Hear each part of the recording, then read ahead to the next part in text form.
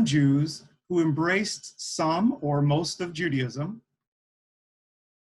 And he mentions it in the book Jewish Wars. It's book 2, chapter 18, number 463, if you want to look up that specifically. And he mentions that these Judaizers are all over Syria. And it just leapt off the page. I thought, well, how come I've never seen that? I don't know why, because I thought I'd read all of Jewish Wars. So set that on the shelf for just a moment. I'm going to turn to one more subject, and then we'll get into our texts of Luke 7 and Matthew chapter 8. Since I've brought up Josephus, and since our text is going to be dealing with Capernaum, the village of Nahum, Capernaum, he also mentions Capernaum in Jewish Wars. That I knew about. I've known about this for well over 30 years. In book 3, 10, number 519, he is talking about Genosar. We call it, Nof Genosar today. There's a kibbutz and a kibbutz hotel. The view of Genosar, maybe the Gardens of the Prince, royal gardens, royal properties, something like that. It's mentioned in Luke, Gennesaret, as it's transliterated into Greek. And we know that it's right on the shore of the Kinneret, the Sea of Galilee. And when Josephus is talking about Gennesaret, he also mentions a spring. And I think most of you know this spring if you've been here. It's a place called in Greek Heptapagan, which means 7 springs.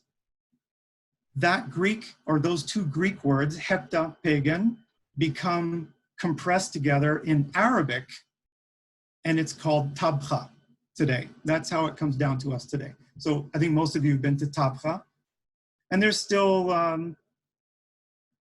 I would call it like 2 big gusher springs, kind of real close together. Some say it's 5 springs. I don't think it's still 7 springs. But at Tabcha, we have this most abundant spring on the whole northwest shoreline. It's the biggest spring. Maybe it's the biggest spring on the lake, come to think of it, aside from the Jordan River inlet. When he mentions this spring that feeds the people of Gennesaret or Genosar, maybe by aqueduct, he says the people called it the Capernaum Spring. Well, that's very interesting. Capernaum has a spring. Today it's Tabcha, but maybe at one point in time, everybody referred to that spring as Capernaum Spring. That's what it sounds like. Well, the reason for mentioning this is because that spring is Catholic property today. They've never really excavated it, but it's screaming at me. I can see things sticking up out of the ground that let me know there's something underneath. First of all, there's 2 towers. One tower is quite early BC, my guess. It's very early. It's unhewn stones. The other tower, I'm not sure. I would say AD, but I really don't want to put a date on it. So there's 2 towers, yet there's no real excavation. And I'm going to suggest, and this is mostly just me, I don't think anybody else is saying this, so I could be really wrong, and you don't want to be on the wrong side of this, but what if Capernaum was closer to that spring?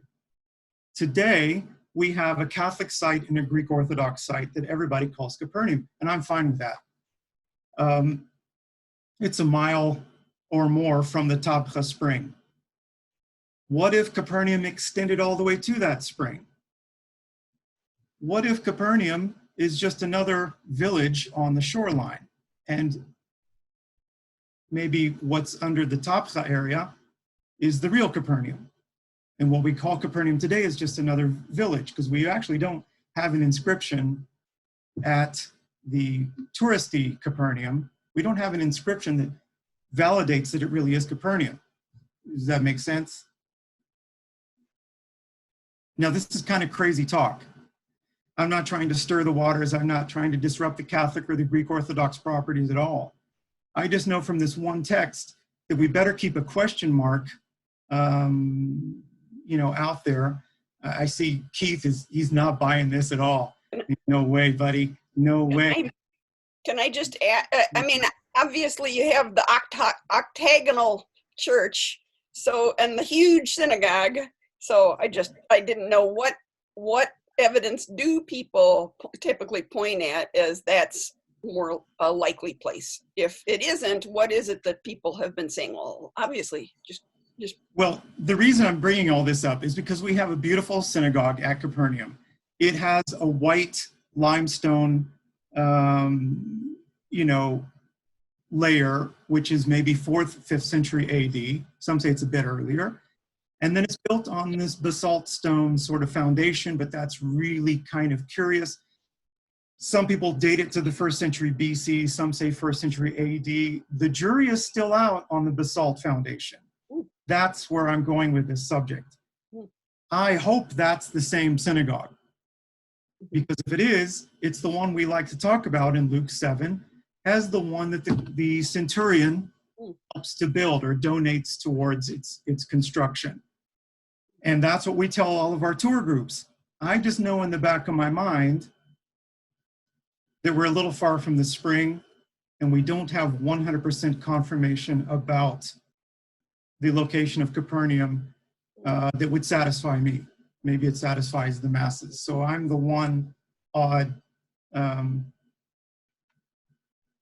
call it a thistle. Yoni, you said just now that there's no reason why the Capernaum of today, of the synagogue that we all know, why could that not be just part of a much larger place which stretches down towards the spring? That may, for whatever reason, that place got sort of preserved or built up or whatever, but right. It could stretch right through. I mean, in some ways, the whole area right down, I mean, it's all near each other. Tabga's only down the road. Yeah, it's about a mile, maybe a fraction over a mile. And I concur that there maybe the town was so large. Some estimate that it had over 2,000 people in Jesus' time. Maybe it stretched a mile on the shoreline. Oh, that would be great. In fact, I welcome that, open arms. My one other problem is between Tabgha and the modern Capernaum, there is another little harbor. It's seems man-made. Mendel Noon pointed it out. It could be one of the harbors of Capernaum. It could be just another little.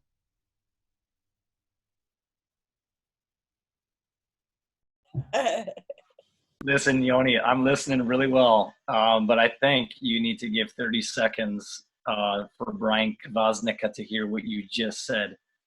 Is he here?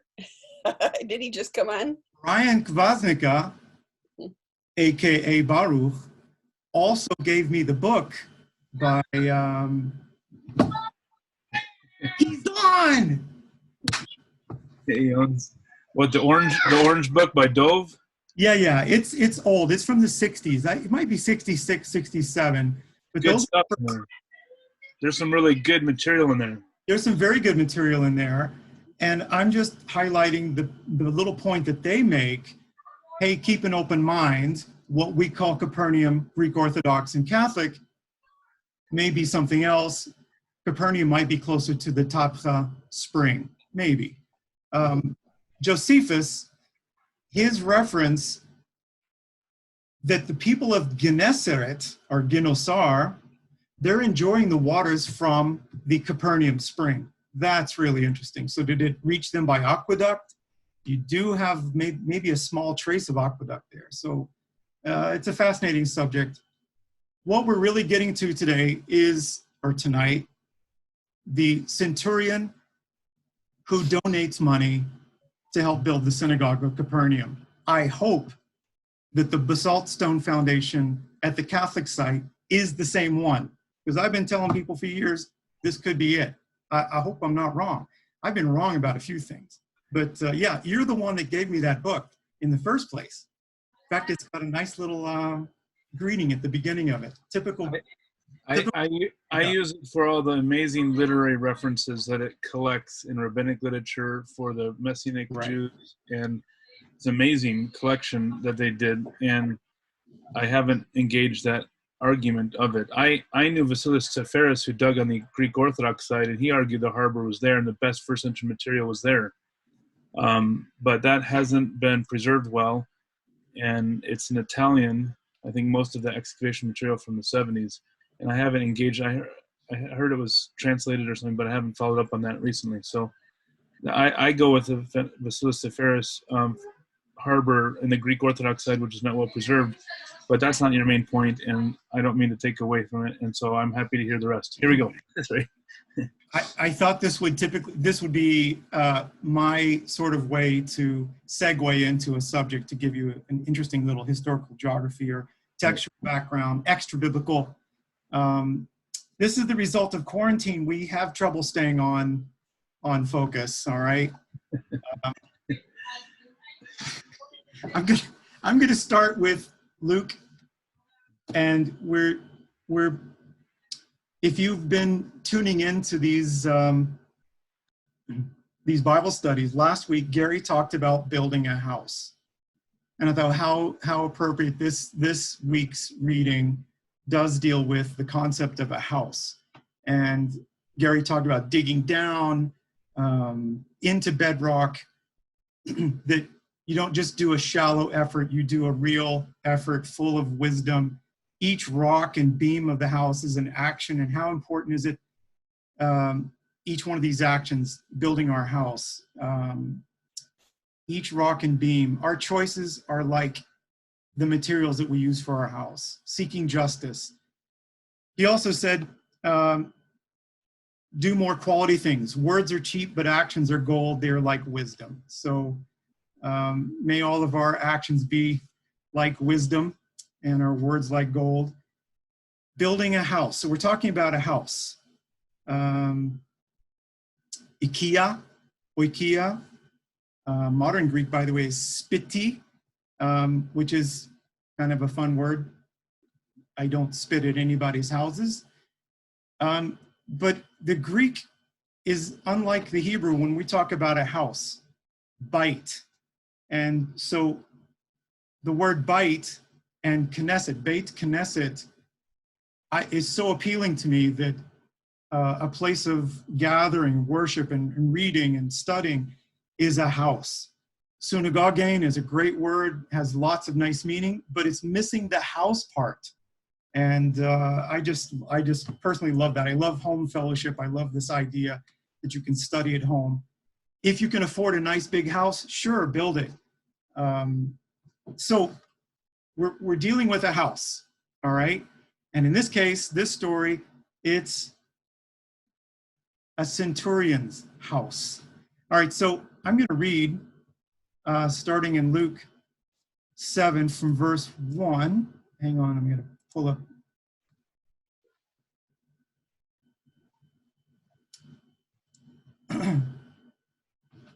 And we're going to call out a few Greek words, and we may think about a few Hebrew words here. So Luke 7, starting verse 1. And when he had completed all the words that he had spoken in the hearing of the people, he entered into Capernaum. A centurion, or of a centurion, there was a certain servant, a sick servant that was very about to die, who was highly valued. And having heard about Jesus, he sent elders of the Jews, begging him that he might come and cure the servant, the doulon. And so these, hang on. Having come to Jesus, they begged him earnestly, saying that he is worthy to grant this deed. You know, he loves our nation. He loves the nation of us, and the synagogue he built for us. Fascinating. And Jesus went with them already. Moreover, not far, being distant from the house, he sent friends. The centurion sent friends, saying to him, Lord, don't trouble yourself, for I am not worthy that, wait, I am not worthy that under the roof of mine you should come. Sorry, this may sound awkward. Therefore, neither myself counted worthy to you, but say by word, and it shall be healed, the servant of mine. Also, indeed, I am a man under authority, appointed, having under me soldiers, and I say to this one, go, and he goes, and to another, come, and he comes. And to the servant of mine, do this, and he does it. Having heard moreover these things, Jesus marveled at him, and having turned to the followers, to those following him, the crowd, he said, I say to you, not even in Israel such great faith have I found. And having returned to the house, those having been sent found the servant was in good health. Okay. I'm sorry that was a little bit awkward. I have been staring at the Greek of this text. If you're following with, say, Kurt Allen, it's number 85. And we'll deal with the other part. Matthew has the complementary story here. To deal with him just a little bit. What typically we ask these questions, what comes to mind first when you hear this story? What sort of things leap off the page? And there were several things for me that leapt off the page. I'm not worthy that you should come under my roof. Upotein stegemu. That you know, that guy, he has quite an interesting attitude. That jumped off the page for me. Now, some of you have been here, some of you do live here, some of you are guides like Brian, Baruch. We talk a lot about hospitality, especially on tour. It seems like half the time we're talking about hospitality. You know, is it Middle Eastern culture? Is it, or you know, Bedouin, Jewish, Arab, Christian Arab? We talk about hospitality a lot. And it means a lot when you enter somebody's tent or his house. There's certain customs, there's certain manners, there's certain things you don't do.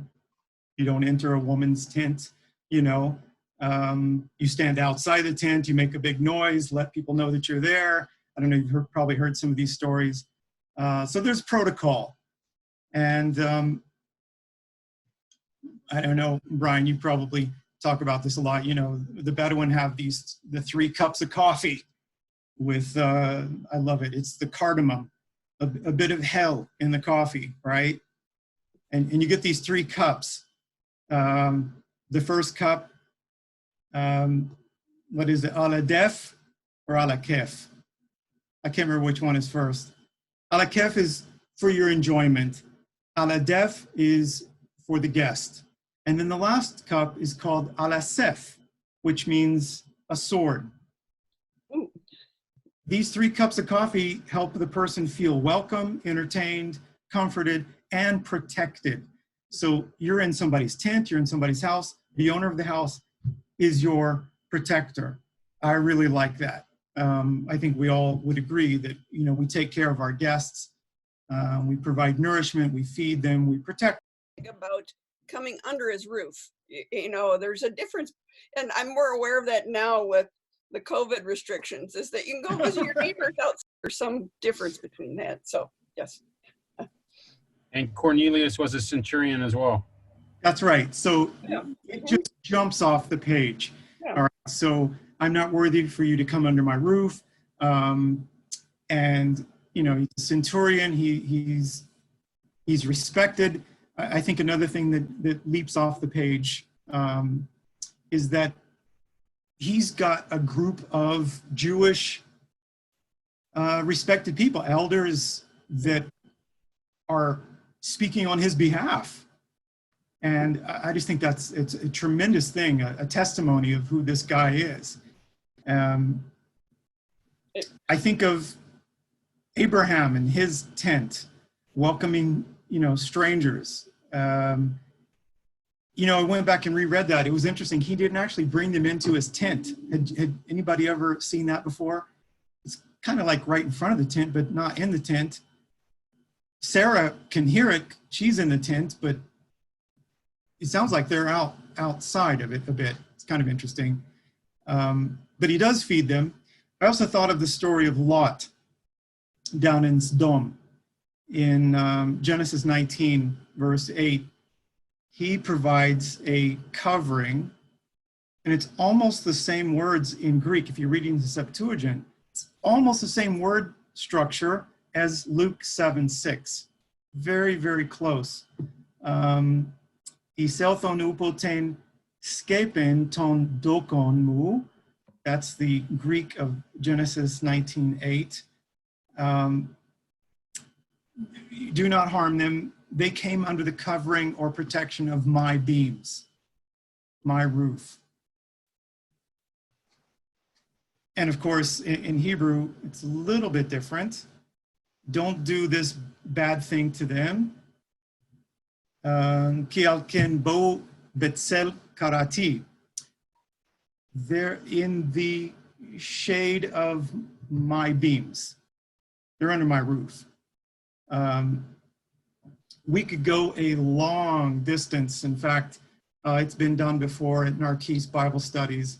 We can go a long distance on beams, the beam layer, these beautiful passages about how God is like a beam layer in the heavens.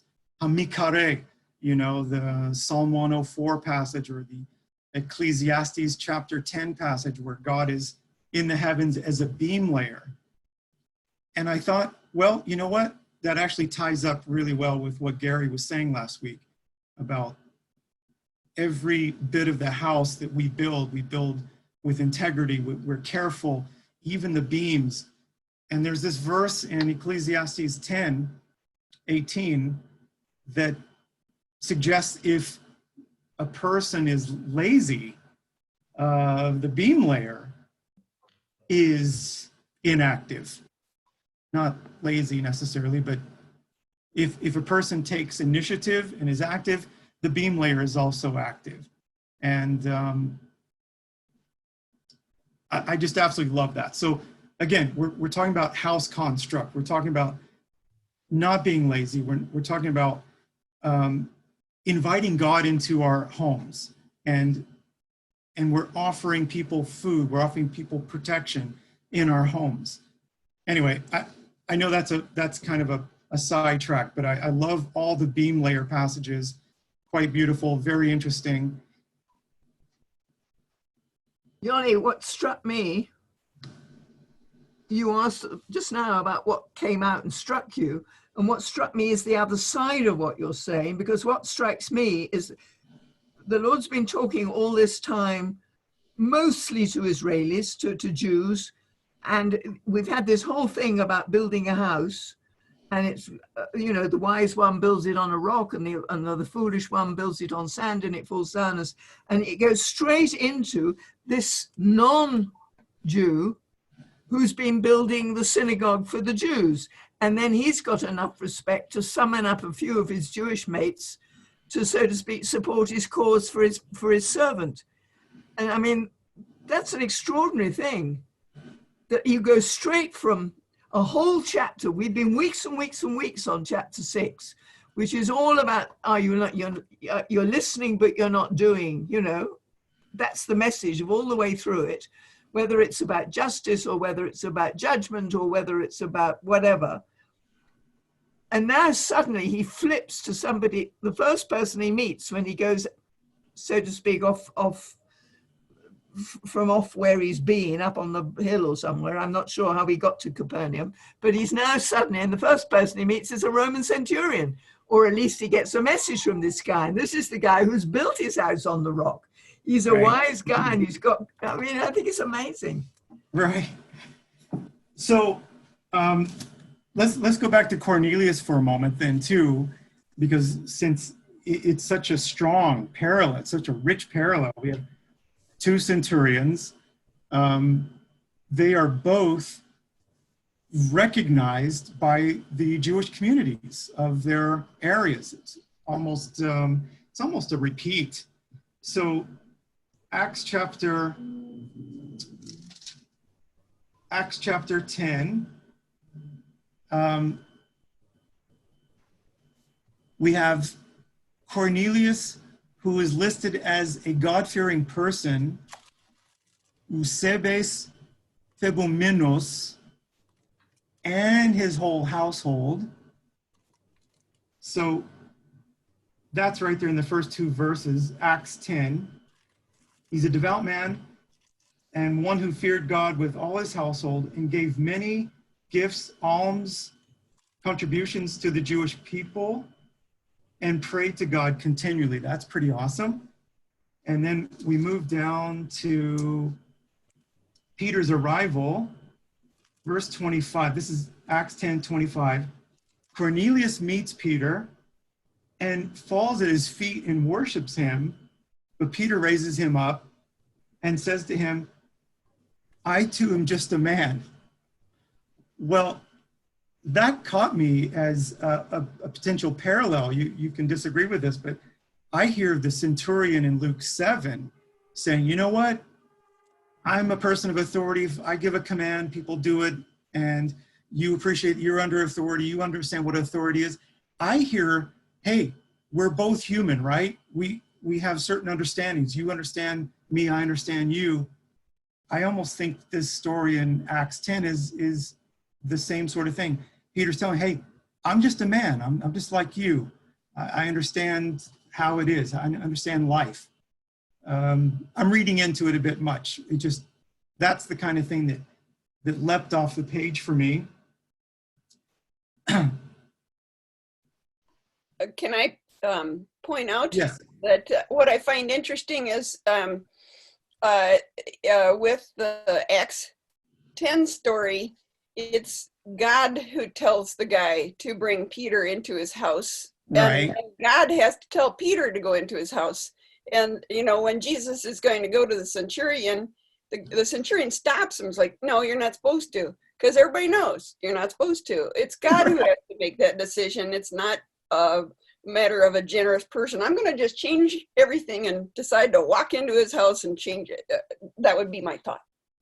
Right. And as you're reading, it's quite a while before you realize Peter did enter his house and he ate with him. That's Acts 11, verse 3. He does go in the house. He does eat the food. Acts 11, verse 12. In Peter's retelling of the story, he mentions that he went into the house. So what I like, and I'm not trying to get into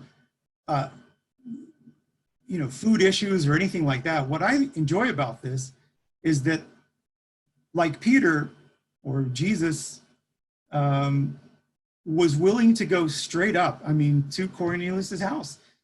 I don't know, I guess I'd never really paid attention to that detail before, and how upsetting that could be to people who are,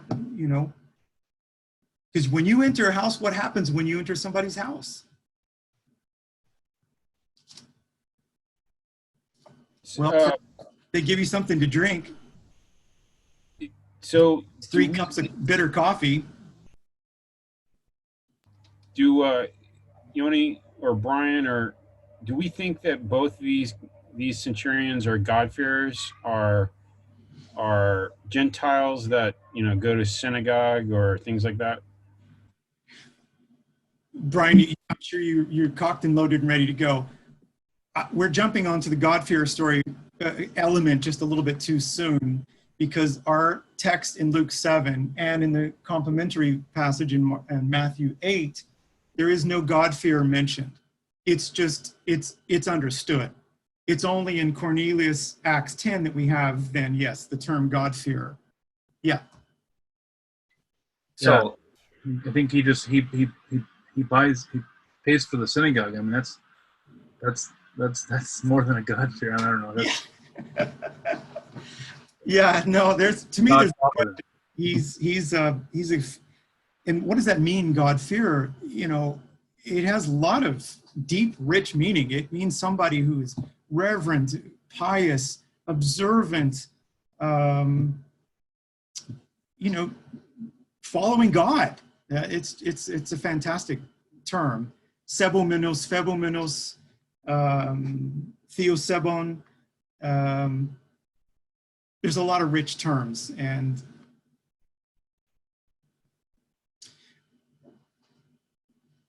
I also like what you pointed out, Lois, that it's this angel enshrining something that tells Cornelius, you know, about inviting Peter up. It's really quite a fantastic thing. So back to Luke 7. I'm not worthy for you to come under my roof. Just say the word and my servant will be healed. And Jesus' response is amazement. It really is amazing. And I was hoping Jordash would sign in with us today, because I'll go ahead and plug his book. The responses from the people, from Jesus to different miracles that happen. And the only response he's got for that particular story is amazement. And it's a very complimentary thing that he says about this servant. And he even turns to the crowd. We read it, but I'll say it again. This is Luke 7, verse 9. When Jesus heard this statement, you know, hey, just say the word, and I know my servant will be healed. And when Jesus heard this, he marveled at him and turned to the multitude who followed him. Wow, this guy gets it. He understands. Now, I tell you, I haven't seen faith like this in Israel. Wow. It's very complimentary. At the same time, I don't think it's condemning of the Jewish people who are with him. I think it's more on the scale of, now forgive me, some of you might question my sanity here, but it's more like, wow, a white guy can actually jump and play basketball. You go. Did you guys see that? This guy can jump too. Wow. Now I know that's a bit of a stretch, but I feel so comforted with Jesus' words about this guy. He gets it. Beautiful. Yes, Lois. Question, or as you know, what the centurion says, he says, "I am a man under authority," and then he's speaking about Jesus' authority, and I noticed that as a prominent theme all the way up to Luke. It's over and over about his authority in his teaching, his authority in casting out demons. He speaks with authority, and it seems like this is a major theme going on here. But yeah, absolutely, no question that he recognizes that. It's beautiful. Doesn't that go back to your last Bible study, Yoni? Was it the Son of Man has authority? mm-hmm. Mm-hmm. Right. That's a good point. Even Mm-hmm. even people are recognizing, hey, this authority he has. Yeah. We haven't quite seen anything like this. Mark says something to that effect, and Matthew also. Yeah. This is really, so people are recognizing this authority. Is there, just, maybe this is a little side or going off, in terms of authority, I mean, we aren't, well, okay, we've had hints of the anointed one is king, but I mean, kingly authority, that you're anointed with authority, is that part of, everybody's acknowledging this king, this authority that has been placed on him, and that hints at the messiahship of it, even though I don't think they're using the terms too much here, but they're hinting at authority, which hints towards that. The idea of authority comes through even from when he was a child and he gets lost in Jerusalem when he's 12 years old or whatever. I mean, where does he get these things from? And all the time is, where does he get it from? And it's clearly that even if the word authority is not there, that's always what's spoken. And it is linked with messiahship, I'm sure. And it seems to me, the other thing that struck me was you were talking just now about the idea that he was God-fearing, and where does it come from? And I'm stuck in the Proverbs all the time. The fear of the Lord is the beginning of wisdom. So if this man has a fear of the God of Israel, and like Baruch says, you know, for goodness sake, he's built the synagogue, or given the money for the synagogue or whatever. This is not just trying to be nice to the natives. This stems out of a real understanding that this man has authority. This guy, I mean, we haven't really had, we have had some healings already, so maybe the message has got through. But it's amazing that the words that he's spoken have this authority, and I'm sure it's really linked to the whole idea that he's a God-fearing man. Okay, so that would be the next phase of what I hope to talk about, and I know this is not a thorough investigation of Phebomenos or Theosebes or, you know, some of these God-fearing Ger Toshav, kind of an equivalent in Hebrew. Somebody who fears God, Yireh Elohim. This is not the time and place to do a whole expose on the term, but between Acts and Josephus, you have Phebumenoi, Sebumenoi, Theosebes, Theonsebes.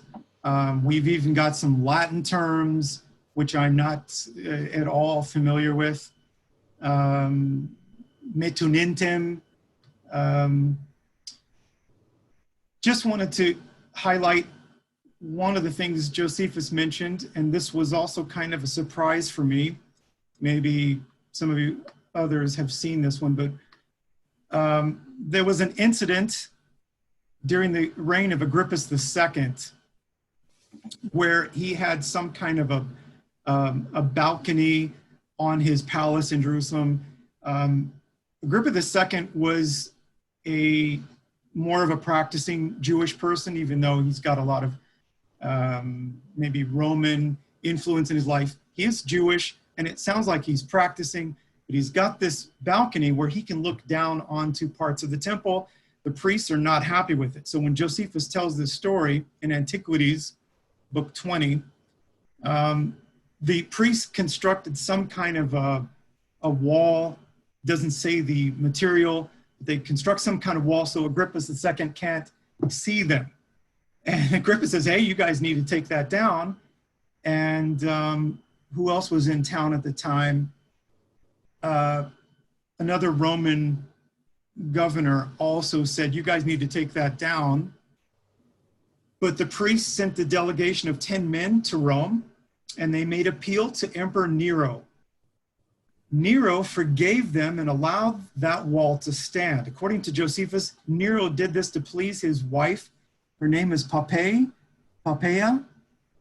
who apparently requested favors from Nero, but Josephus calls her Theosebes. She's a God-fearer. Really interesting. So when I got on this subject of God-fearers, and again, this is not the place to do the whole thorough thing, I was surprised how many times Josephus mentions the term, different expressions that communicate God-fears. I mentioned one at the beginning, that he talks about God-fears all over Syria. There's another one in Antiquities, book 14,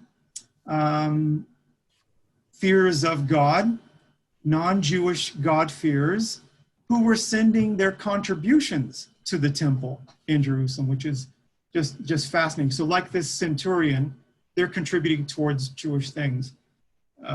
He also mentions Syrian women during the Jewish revolt years that were totally addicted to Judaism. He uses that term. I don't know, Brian, if you've ever seen that, but it's Wars Book 2, 560. I just love that. They're addicted to Judaism, and their husbands are kind of fighting against the Jewish revolt, but their wives are addicted to Judaism. It's tough. It was a popular religion. People were coming after, but yeah, I don't remember that one. Thanks.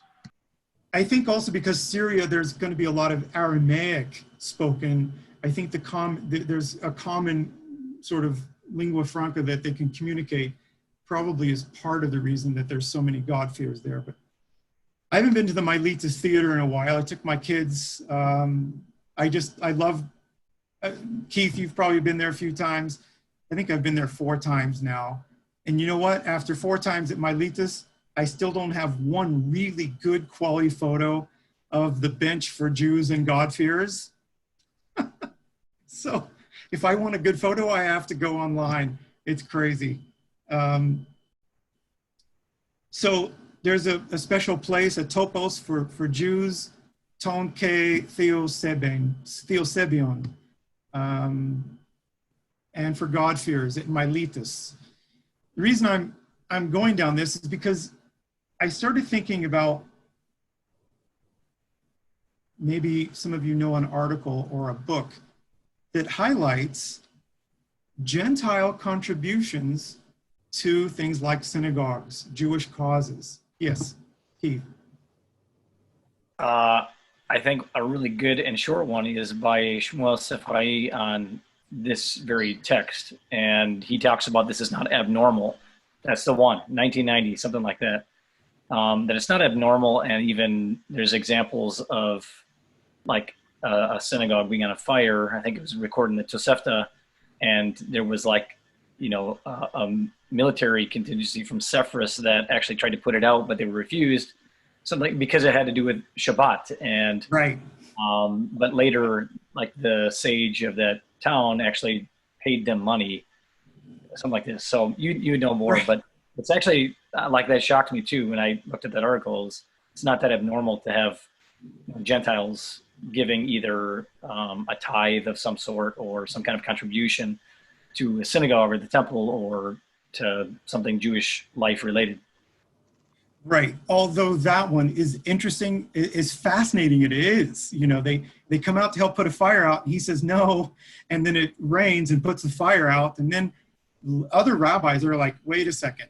I don't think it's right for you to refuse assistance to put a fire on a Sabbath. I don't know that was a good call. So you have rabbis grappling with that particular story. My only question mark about that one is that these Romans would probably want to help put a fire out because why? That's economic. It's not political, but it's economic. Well, sort of political too. You want to make sure that conduit of money, grain, produce flows because they're taking their cut. It goes to Rome. Part of it goes to Rome. So I don't know that that's entirely an act of benevolence and love for the Jewish community, although it's a great story. When I saw it, I had mixed feelings. I love the story, don't get me wrong. But at some point, somebody, and maybe this is Baruch's PhD, I'm probably stepping all over it, somebody, it would be nice to have in one document all of the references to non-Jews who've contributed to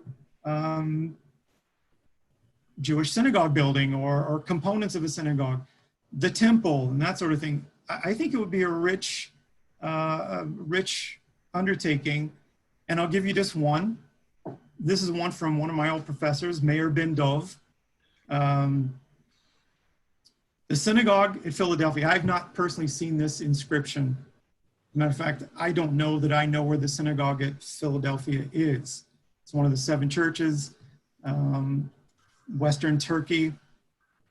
But apparently a certain laver was donated by Gentiles. It has an inscription. It was for ritual washings, hand washings or something.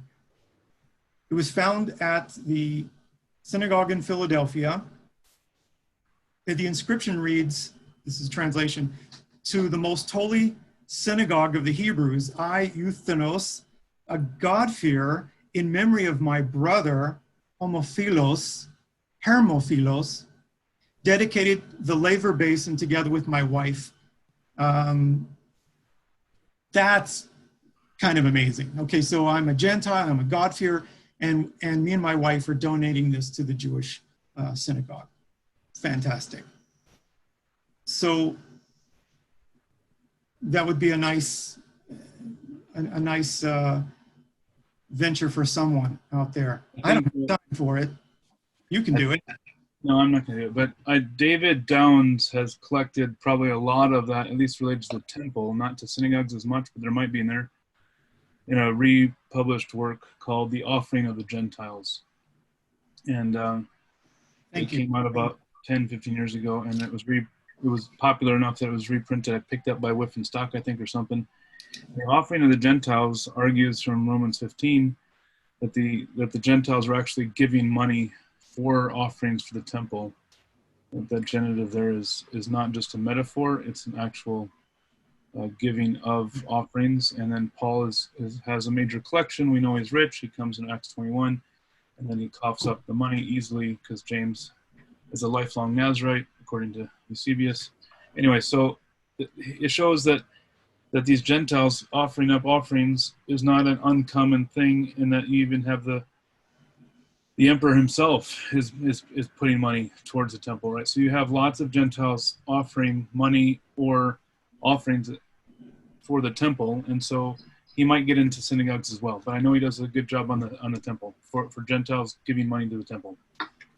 The problem is we're not going to make an offering at the temple for Caesar.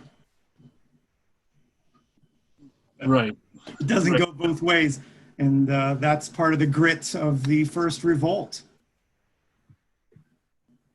Right. Okay. I don't know how much time we have left, but maybe we should skim through a little bit of the same story in this same pericope, number 85, Matthew 8, from verse 5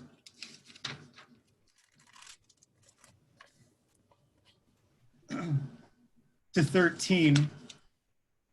I don't know that we have time to read the whole thing. Gary, how much time do I have? I mean, I'd say you got 10 minutes. You probably want to leave some few minutes at the end for any last input or. All right. Matthew 8 from verse 5. As he entered Capernaum, a centurion came forward to him, beseeching him, saying, Lord, my servant is lying paralyzed at home in terrible distress. And he said to him, I will come and heal him. But the centurion answered him, Lord, I am not worthy to have you come under my roof, but only say the word, and my servant will be healed. For I am a man under authority with soldiers under me. And I say to one, go, and he goes, and to another, come, and he comes, and to my slave, do this, and he does it. When Jesus heard him, he marveled and said to those followed him, truly I say to you, not even in Israel have I found such faith. I tell you, many will come from the east and west and sit at the table with Abraham, Isaac, and Jacob in the kingdom of heaven, while the sons of the kingdom will be thrown into the outer darkness. There men will weep and gnash their teeth. And to the centurion, Jesus said, go, be it done for you as you have believed. And the servant was healed at that very moment. Okay, so a few different details. The bulk of the story is the same. Centurion, we don't have the charming detail of Jewish friends who talk about, hey, he built a synagogue. No, it's just straight up, it's direct. There's no intermediary group. It's the centurion directly to Jesus. That's interesting. The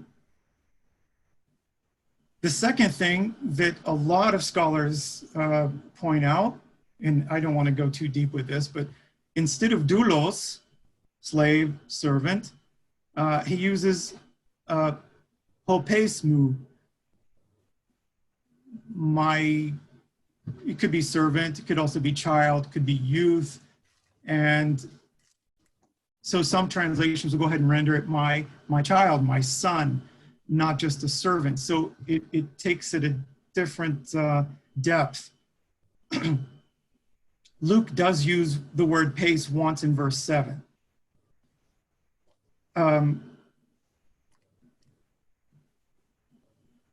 Now, this is my twisted sense of humor. If it's pace, pais in Hebrew, why would we be so concerned about losing one pais when a lot of pais down the road? Thank you, Brian. I just needed a little support there. I don't know what to say personally about the difference. So I'm not so. I've lost you. Are very troubled by this. Personally, I'm not so troubled. Servant, child, slave. I'm not so troubled because ultimately, this centurion is very concerned about their well-being. This person is suffering, in pain, in torment, about to die. This centurion loves this person.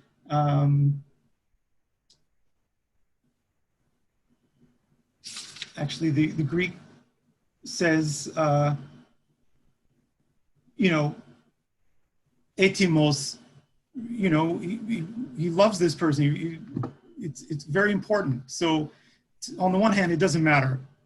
Doulos, slave, servant, child, youth, young adult, male, female. I'm not sure how critical it is. Any comment?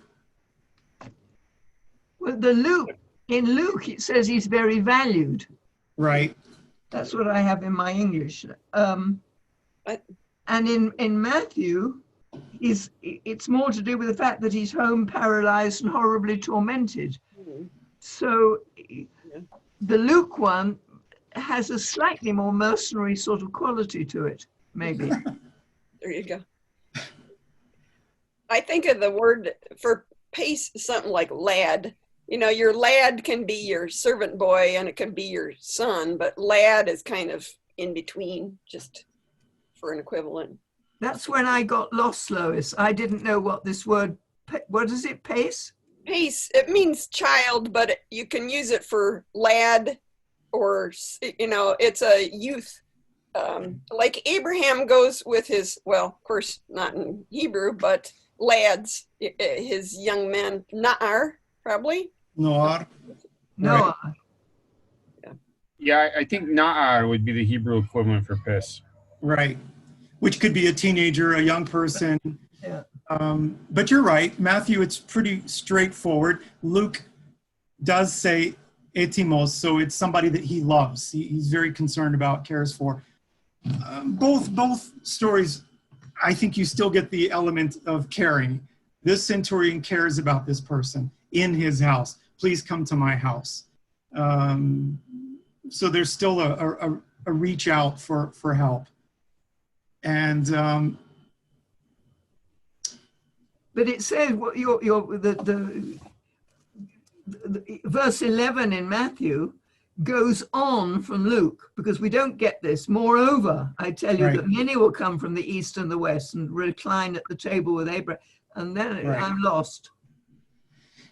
Right. It's it definitely starts down a different avenue, and it's complicated.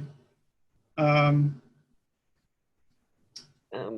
wasn't going to read it, but I would highlight in this series here, which is a compilation of articles. Jesus Last Week. This is a Steve Notley special. There's articles by Randall Booth and Shmuel Safrai, and the very first one in there is by David Flusser, and Flusser is all over this subject. So if any of you have that book on your shelf, and if you've read this article, you know how potentially startling this subject can be, especially for Flusser. Flusser really called out something that, might make some people uncomfortable.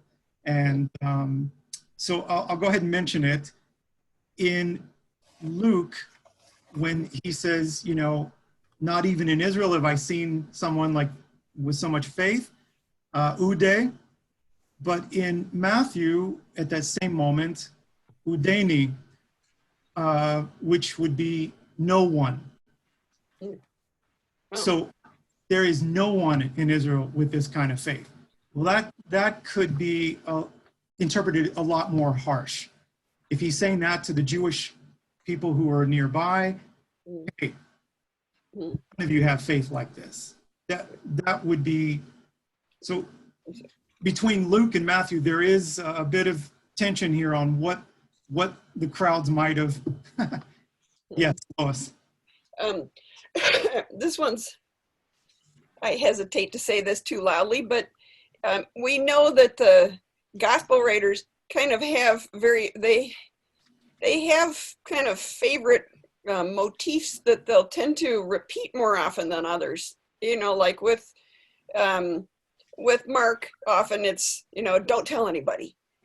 Maybe you get that from other ones, but he keeps repeating that. And so they, you know, when you're not quite sure where to put it, it's, if in doubt, use it more than where it most likely was. And Matthew has his motif that he enjoys, I shouldn't say motif, is the weeping and gnashing of teeth. And you'll find that at the end of, I think, 7 story places. And in Luke, you do find once, but Matthew seems to kind of magnify that motif and put it places where you don't find it in the other synoptics. So I kind of take Matthew, that part, as kind of a thing Matthew kind of needs to add on.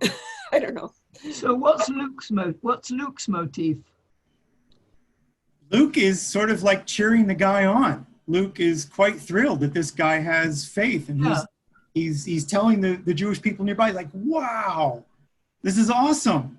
But is that a motif? I mean, I love this idea that each of them has a motif where things are slightly exaggerated. Well, what I would say is, well, here is that I don't want to what I imagine is that you imagine they have sources, they have stories that from Jesus, and they are trying to put everything together. Sometimes they have stories that are very similar. Sometimes they have maybe a punchline from one place and another. And my guess, I was a gospel writer and I wasn't sure whether he said it one place or another place, I would say it both places, just to make sure that you didn't leave it out somewhere. And it's like Matthew seems to think this is a really important thing to put in several different places, whereas in Luke and Mark, you don't find it so much. And it's not so much that he made it up, it's that he keeps repeating that weeping and gnashing of teeth thing. And it's, so that's my thought. Well, if some of you are familiar with David Flusser, the late David Flusser, Zichron Bracha, he felt that there was a little more ominous thing going on here, that there may have been a redaction by someone later who's not Jewish, doesn't know Hebrew, and has this idea that the sons of the kingdom have been dispatched to a terrible place, and now the sons of, say, Gentile people who God-fearers, who believe in the God of Israel, they're the new thing. And so he interprets it kind of as an anti-Jewish motif that was probably not intentional in the original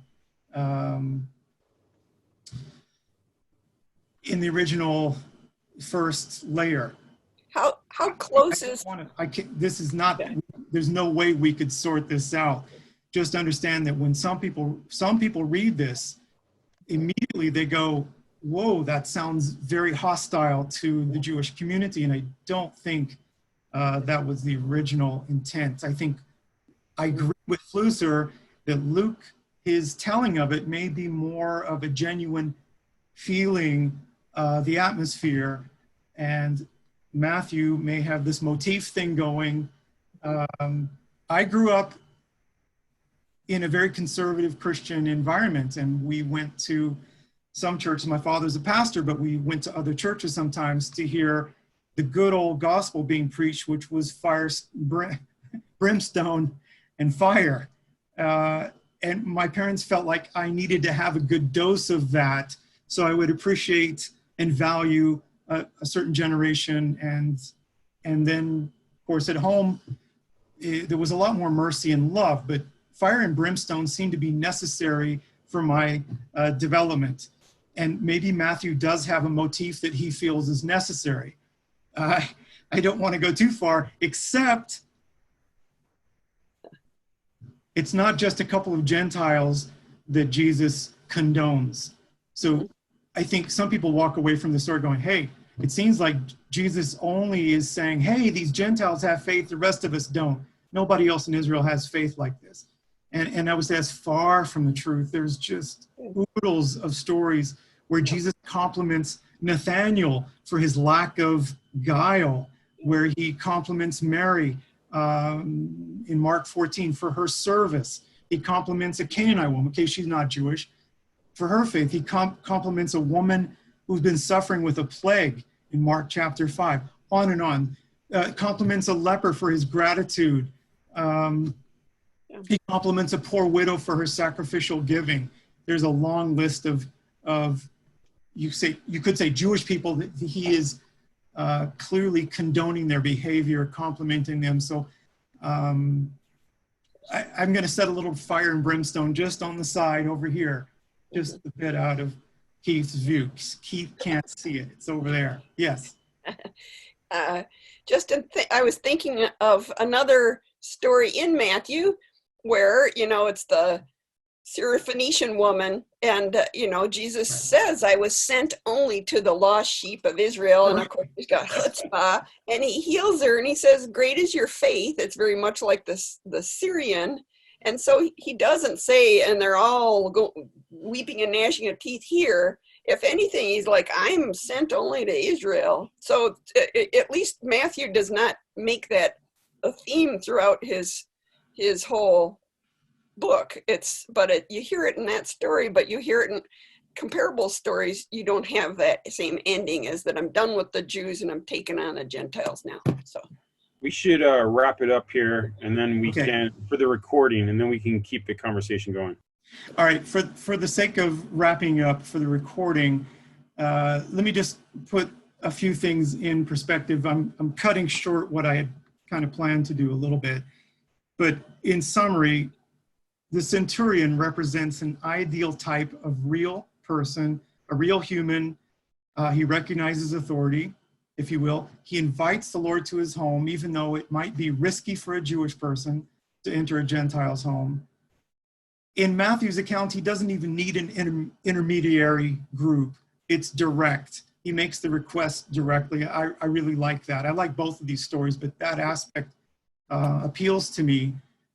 I think of Zechariah chapter 1, verse 3. When you return to the Lord, he returns to you. You reach out to him, he reaches back. You open the door, he comes into your home.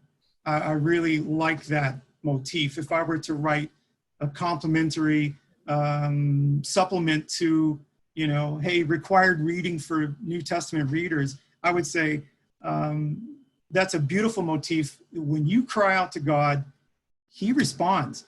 If you're afflicted, if you're poor in spirit and you're afflicted, he responds. He comes to your door and knocks at your door. You invite him in, he comes in, and there's food involved. So here's the metaphor of the house. This is from Gary last week, building the house. And this week we're inviting the Lord into our house. So there's a nice verse to end with. This is Revelation chapter 3, verse 20, where he basically says to his disciples, here I stand knocking at the door. If anyone hears me calling and opens the door, I will enter. It doesn't say his house, it's just understood. He enters the door, and I will dine with him and he with me. Very nice, very comforting. Very good. Building a house. That's nice. Inviting him in. Amen.